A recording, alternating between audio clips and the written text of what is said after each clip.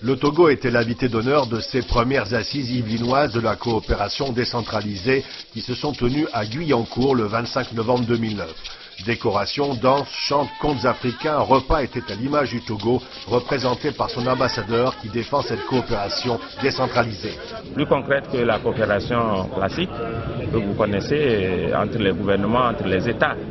Vous voyez, c'est donc ici, tout ce que le contribuable donne est automatiquement répercuté sur le terrain, est concret, palpable sur le terrain et va au bénéfice des populations locales.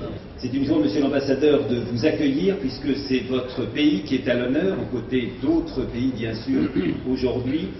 Le Togo invité d'honneur car il fallait l'accompagner sur la voie du développement. Le Togo a connu des événements difficiles de succession du président Yadema. Le président Bédié, quand m'a dit mais il faut le Togo, on ne va pas attendre que tout soit réformé. Très modestement, accompagnons-les sur la voie du développement.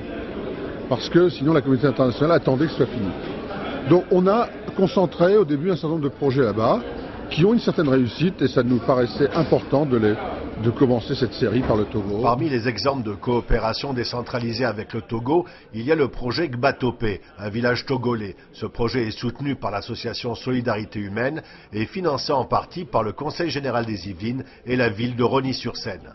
Nous avons, en collaboration avec le Conseil général 78 et Rosny-sur-Seine, mis en place un projet qui nous a été proposé par la collectivité de Gbatopé, qui consiste à récupérer sur les toits l'eau de pluie, à la canaliser par les gouttières, à la stocker dans des citernes et le surplus, nous l'envoyons par des caniveaux de grosse taille dans la rivière Lily, évitant ainsi toute l'érosion sur les maisons qui sont entre l'amont et l'aval.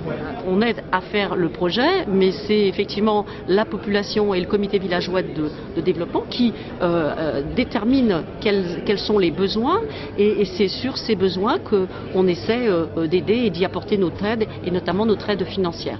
Le Togo, c'est aussi des échanges culturels avec des artistes comme Yaou Metsoko qui s'est installé à Saint-Ouen. Donc je travaille en même temps sur les traditions ancestrales et sur la modernité, je dirais l'ouverture au monde, voilà, le rayonnement tout simplement. Pour mieux connaître l'art togolais, un stand lui était consacré et c'est par un défilé de mode suivi du récital de la chanteuse togolaise Fifi Rafiatou que se sont achevées ces premières assises yvelinoises de la coopération décentralisée.